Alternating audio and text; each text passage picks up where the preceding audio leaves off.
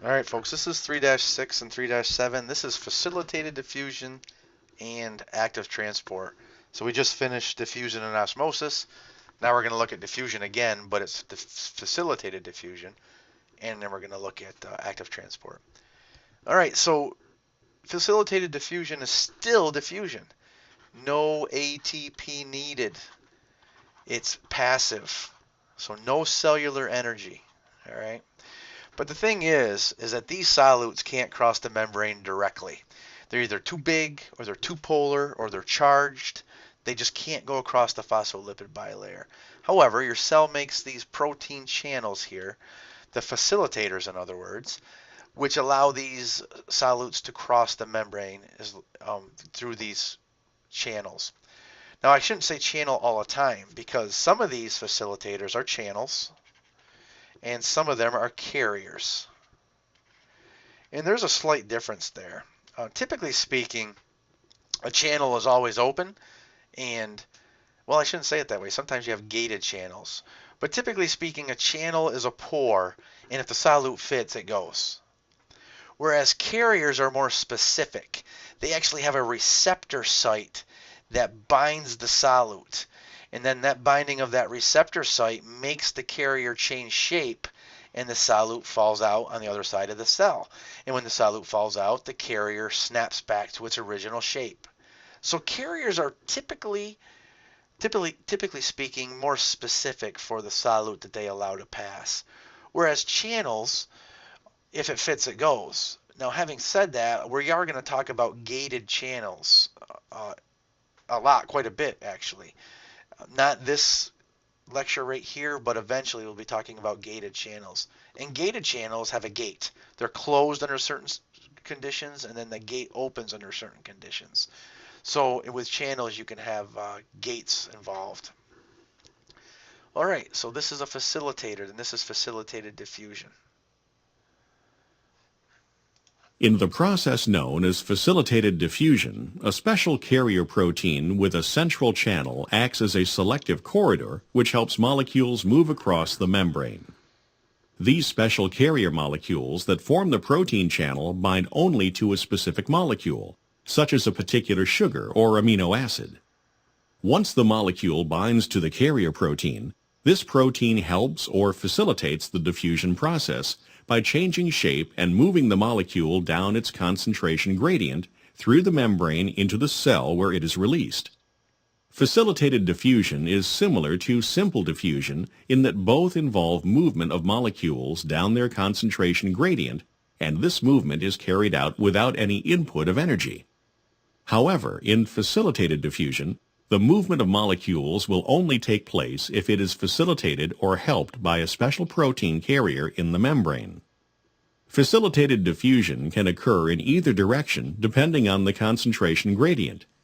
If there is a higher concentration of the particular molecule inside the cell, the same carrier protein would then transport the molecules out of the cell. Okay, so that's facilitated diffusion. Now, active transport requires cellular energy. So you're going to need cellular energy for this. And the reason being is because you're going against the concentration gradient. Typically speaking, the cellular energy is ATP, either directly or indirectly. And I'll show you the indirect mechanism. So you need cellular energy for this. And why do you need cellular energy? Because you're moving solutes against their concentration gradient. That's why. For example, these 3 sodiums right here, they used to be there. That's why they're drawn like ghosts. These 3 sodiums are being pumped out of the cell. And the outside of the cell already has tons of sodiums. So you're moving these against the concentration gradient, and that's going to require some energy to do that. And likewise, these 2 potassiums right here are going to be pumped into the cell, but inside the cell there's already a whole bunch of potassium, so they're moving against their concentration gradient. In fact, you probably should memorize that sodium is the major extracellular cation and potassium is the major intracellular cation. Now, do sodiums ever go in? Yeah, sure they do. And do potassiums ever go out? Yes, they do. Matter of fact, sodiums will diffuse in and potassium will diffuse out if allowed, because that's diffusion down their concentration gradient. However, If sodium does happen to diffuse in and potassium does happen to diffuse out, the sodium-potassium pump, or what they're calling here the sodium-potassium exchange pump, or what is sometimes called the sodium-potassium ATPase, will replace sodium to the outside and potassium to the inside against their concentration gradient, and they will hydrolyze ATP to do it. Matter of fact, the sodium-potassium pump accounts for about 60% of your basal metabolic rate. So when you're sleeping at night, and you're at rest, and so at night when you're sleeping, say 60% of your basal metabolic rate, 60% of the ATP you have is simply running the sodium potassium pump.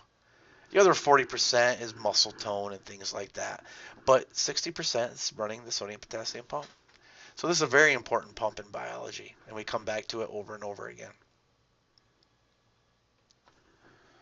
Before I go on, because I see the words here, co-transport, before I go on, if one type of solute is moved by active transport, you call that uniport.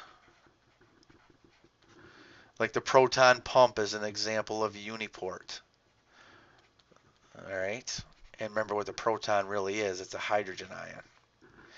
If two types of solutes are moved, it's not exactly two solutes, but two types of solutes are moved, it's called co-transport, because you have more than one type of solute being transported. Now there's two types of co-transport. You have symport, which moves the solutes in the same direction, and you have antiport, which moves the solutes in opposite directions. In fact, the sodium-potassium ATPase is a type of co-transport, and it's an antiport, because the potassium's pumped in and the sodium's pumped out. So that's an antiport mechanism. They're going the opposite direction. So now, having said that, let's look at this video. Small molecules, such as sugars and amino acids, can be transported up a concentration gradient. The sugar moves via a membrane transport protein from outside of the cell where the sugar concentration is low to the inside of the cell where the sugar concentration is high. The transport of the sugar through a coupled transport protein is driven by the movement of counterions such as sodium ions or protons that are moving down their concentration gradients from a region of high to low concentration. Sodium ions and the specific sugar or amino acid simultaneously bind to the same transmembrane protein on the outside of the cell, called a symport.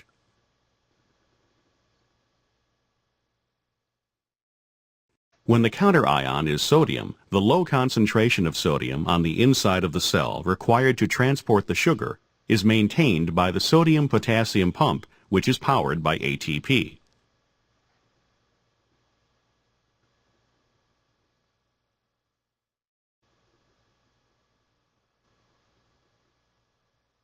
In a related process called countertransport, the inward movement of sodium ions is coupled with the outer movement of another substance such as calcium ions. As in cotransport, the sodium ions and the other substance bind to the same transport protein called the antiport, but in this case they bind on opposite sides of the membrane and are moved in opposite directions. The low internal sodium ion concentration is maintained by the sodium-potassium pump.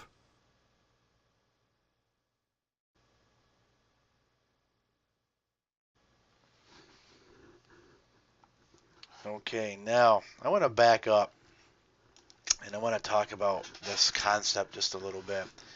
Because what the video did is it threw the concept at you of secondary active transport. And I'm not going to have the guy talk to you anymore, but I'm going to step my way through this video and show you what that means, secondary active transport. So first of all, sugar is moving in. Right here, sugar, and it's moving in against its concentration gradient. And it's not directly using ATP. It's indirectly using ATP, and I'll prove that to you. But it's not directly using ATP.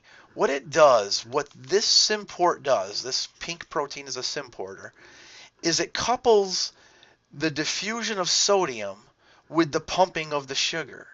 Now realize that sodium going down its concentration gradient is an exergonic reaction. It's an energy releasing reaction. It's spontaneous. But sugar going up its concentration gradient is an endergonic reaction. It's non-spontaneous, it's endergonic. So what we do is we couple them together. It's kind of like water going over a waterfall. The sodium is like the waterfall, and the sugar is like the water wheel that's turning, that the water turns. It takes energy to turn that water wheel, but it doesn't take any energy to push that water down the waterfall. It goes down spontaneously, automatically, from high potential energy to low potential energy, with the moving water being kinetic energy. So the sodium going down its concentration gradient is like the waterfall. And the sugar going up its concentration is like the water wheel turning, which requires energy. So that's secondary active transport. And in this case, it's symport for secondary active transport. Now, I said to you that ATP is indirectly used. Well, how can that be? Well, let me ask you a question. How did you get the sodium gradient in the first place? I mean, the only reason this works is because you have so much sodium on the outside and hardly any on the inside. So when sodium goes down its concentration gradient, it drags sugar with it up its concentration gradient. Well, how did you get so much sodium on the outside anyway? ATP, you pumped it out. And look at, you're using ATP to pump that sodium out.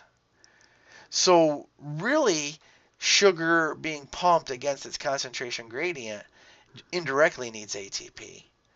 Not directly, but indirectly. And that's called secondary active transport. And this is another example of it. This is pumping calcium out of the cell. Well, how do we do it? How do we pump calcium out of the cell? Secondary active transport. But you're using an antiport molecule. This protein is now an antiport because the calcium and sodium are going the opposite direction. But the sodium is still the water going over the waterfall, and the calcium is still the water wheel that requires energy. And this indirectly needs ATP because how did you get so much sodium on the outside anyway? That's secondary active transport. Now, I'm just showing you that the sodium-potassium pump is sometimes called the sodium-potassium ATPase. And why would that be? Because it hydrolyzes ATP. The sodium-potassium exchange pump is an example of an active transport process. Active transport processes can move substances against a concentration gradient, and they require energy expenditure in the form of the breakdown of ATP. The sodium-potassium exchange pump moves sodium ions out of the cell and potassium ions into the cell. The carrier protein for sodium-potassium exchange is embedded in the cell membrane. 3 sodium ions and an ATP molecule can bind to the carrier protein on the inside of the cell membrane. The ATP is broken down to ADP and phosphate. Simultaneously, the carrier protein changes shape and the sodium ions are transported across the membrane and released on the outside. In its new conformation, the carrier protein can now bind potassium ions on the outside of the cell. 2 potassium ions move into the carrier protein from the outside of the cell membrane, and the phosphate attached to the carrier protein is released. The carrier protein changes shape again, reverting to its original conformation and delivering the potassium ions across the membrane to the inside of the cell. It is now ready to repeat the process of sodium-potassium exchange. It's all about the conformational change, the shape change. When phosphate binds the ATPase, the sodium-potassium ATPase, it changes shape. And now the sodiums can be extruded from the cell.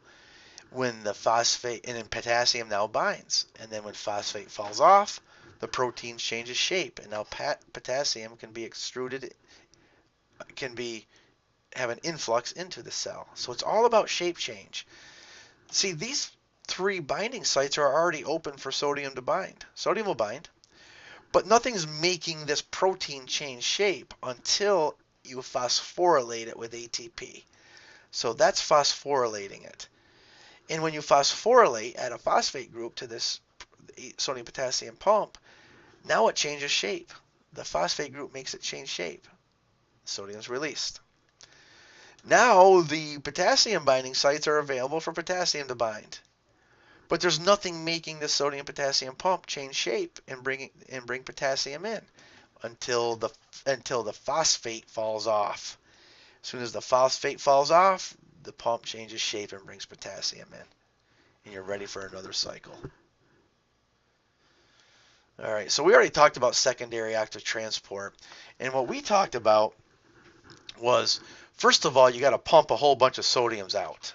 These are sodiums. You got to pump a bunch of them out. As soon as you get them out, and that requires ATP, as soon as you get them out, then you can use this sodium and allow it to flow down its concentration gradient and allow another molecule to be pumped against its concentration gradient. It could be symport, like shown here, or it could be antiport, like the calcium example that I showed you earlier. So that's secondary active transport. This is another example of secondary active transport. You have this proton pump, which is uniport. Protons are pumped one direction, and it does require ATP. And then instead of being sodium, it's just a proton. The proton flows down its concentration gradient. Meanwhile, sucrose is pumped up its concentration gradient. So this is another symport. But again, it could be an antiport like the calcium example we showed you. All right, so that's secondary active transport in a nutshell. Now, when you move very large substances or even cellular material, it's mass movement. It's called vesicular transport. And vesicular transport comes in two flavors. If you transport something into the cell, it's called endocytosis. There's 3 different types of endocytosis: phagocytosis, pinocytosis, and receptor-mediated endocytosis. The 3 types of endocytosis are phagocytosis, pinocytosis, and receptor-mediated endocytosis. And then another flavor of vesicular transport is exocytosis. That's moving things out of the cell. So endocytosis is in, exocytosis is out. The substances used as fuel by single-celled organisms include other smaller cells, particles of organic material, and large molecules that cannot pass through the plasma membrane. Many single-celled eukaryotes use a mechanism called endocytosis to ingest such food particles. In this process, the plasma membrane surrounds and engulfs the food particle. Cells use 3 basic types of endocytosis depending on the size and nature of the material to be ingested: phagocytosis, pinocytosis, and receptor-mediated endocytosis. If the material the cell takes in is particulate, such as a bacterial cell or an organic fragment, the process is called phagocytosis. If the material is a liquid, it is called pinocytosis. Some types of molecules, such as low-density lipoproteins, LDLs, are transported across the plasma membrane by receptor-mediated endocytosis. These molecules first bind to specific receptors embedded in the plasma membrane. The receptor molecules are concentrated in an indented pit coated by the protein clathrin. When sufficient target molecules accumulate in the coated pit, the pit deepens, seals, and is incorporated into the cell as a coated vesicle. Exocytosis is the reverse of endocytosis. This process results in the discharge of materials from membrane-bound packages that migrate to the inner surface of the plasma membrane, fuse with the membrane, and then release their contents to the outside of the cell. All right, so that's endocytosis and exocytosis. I want to talk to you about something. If this endocytosis is solid, it's called phagocytosis. So phagocytosis is cell eating. If this endocytosis is liquid, like right here, it's called pinocytosis. So pinocytosis is cell drinking. And then if you do this special type of endocytosis, receptor-mediated endocytosis, that has some other complications if something goes wrong. For example, these receptors right here are proteins. And how you make a protein is it's coded for in your DNA, if you recall that. So could you have a mutation in the gene where this protein is no good? And the answer is yes, you could. You could have a bad gene where you have a bad protein. Well, if I have a bad protein right here in my clathrin-coated pit, then that means that I can't endocytosize these little red balls. And you would be correct. That's correct. If you have a bad gene and you don't make good receptors in your clathrin-coated pits, then you can't endocytosize these solutes. Now, if you remember what the video said, the example that they used for these solutes was that it was a low-density lipoprotein. See this? Now, there's lots of things that go through receptor-mediated endocytosis.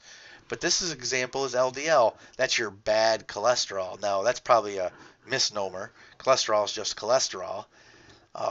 LDL is called bad cholesterol because by the nature of how it's packaged and where it goes. And we can talk about that later. But let's just call LDL bad cholesterol. Well, what happens if these receptors are bad and they can't bind LDL? Well, then you can't internalize or endocytosize LDL. Well, then where does it stay? In the blood. And what does it cause? Hypercholesterolemia, high cholesterol in the blood. What does that cause? Cardiovascular disease. So you can see that with membrane transport, it can lead to disease if it goes awry. And that's all because with receptor-mediated endocytosis, these receptors are proteins and they're coded for by DNA, the genes in your DNA. So receptor-mediated cytosis, one example of that going wrong is familial hypercholesterolemia. That's one example of receptor-mediated endocytosis going wrong. All right, the summary of membrane transport. First of all, diffusion is solutes going from high concentration to low concentration. That's diffusion. All right. Osmosis is simply the diffusion of water. All right. Facilitated diffusion is when a substance can't cross the membrane directly. It has to go through a protein pore, either a carrier or a channel. That's facilitated diffusion. Active transport is when you're moving a substance or more than one substance against their concentration gradient, and it requires ATP either directly or indirectly. And then vesicular transport comes in two flavors. Endocytosis is bringing substances into the cell, and you have the very special receptor-mediated endocytosis. You have cell drinking, and you have cell eating. Cell drinking is pinocytosis, and cell eating is phagocytosis. And then you have exocytosis, which is extruding some material from the cell. Now, before I get to the last slide, I want to go back and talk about something. Osmosis is the diffusion of water. But I have a question. Is it the simple diffusion of water? Does water cross the phospholipid bilayer directly?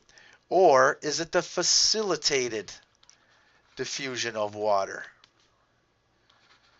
Does water have to go through a protein pore? What is osmosis? Simple diffusion or facilitated diffusion? Well, as it turns out, water can cross the membrane directly, but very poorly, very slowly and very poorly. Matter of fact, the reason why we discovered a special protein pore called aquaporin, and there's more than one type of aquaporin now we know, is because a guy named Peter Agre did the math. And he said, you know, how quickly water crosses the phospholipid bilayer doesn't account for how fast water gets into and out of the cell. So something else is going on. And he looked for what else was going on. And Peter Agre found these aquaporins, these protein pores in the cell membrane that allow water to come in. So now we know that osmosis is primarily facilitated diffusion, not simple diffusion, because of Peter Agre. And Peter Agre won the Nobel Prize for that, for discovering aquaporins. All right, lastly, what's the end state of all of these facilitated diffusion proteins and active transport proteins? What's the deal with it? Well, the deal with it is this. Physiologically, after all is said and done, you have a transmembrane potential. At rest, cells have a positive charge immediately outside the membrane and a negative charge inside the membrane. Now, this sets up a gradient. Not only, well, look at the electrical gradient. There's an electrical gradient. You're positively charged on the outside and negatively charged on the insides. There's an electrical gradient. Well, why are you positively charged on the outside and negatively charged on the inside? The answer is you have so much sodium on the outside. Now, as it so happens, you have a bunch of potassium on the inside. But that can't account for the negative charge because potassium is positively charged. Well, you have all of these proteins on the inside that are negatively charged. So let's just call it P negative for protein negative. Well, I see a chemical gradient. First of all, there's a chemical gradient because so much potassium's on the inside and hardly any on the outside. Potassium would go out if it could. Sodium would go in if it could. So you have this electrical gradient, you have this chemical gradient. And what we do is we measure the overall electrochemical gradient. And this electrochemical gradient gives us this transmembrane potential. Meaning, if something were to happen to the membrane that allowed sodiums to go in, sodiums would flow down their concentration gradient and would depolarize the membrane. What do I mean by depolarize? Well, at rest, the membrane voltage is negative 70 millivolts. Anytime you separate a charge, you have a voltage. That's what batteries are. Batteries are charges that are separated. And when you put your battery into your flashlight, you are closing the circuit, and the charges are flowing through the light bulb and making it light up. So cells have a voltage across them, and it's negative 70 millivolts. And all that means is you're more negative on the inside than you are the outside. That's what negative 70 means. And if you allow the sodiums to come in, you depolarize this negative 70 millivolts. Negative 70 millivolts would go to 0, and if you keep letting sodiums go in, you would actually go to about a positive 66. However, we don't typically let that many sodiums come into the cell. But this would be a depolarization event. All right, our cells have transmembrane potentials. This becomes extremely important in the muscular system chapter and the nervous system chapter. So we're coming back to it.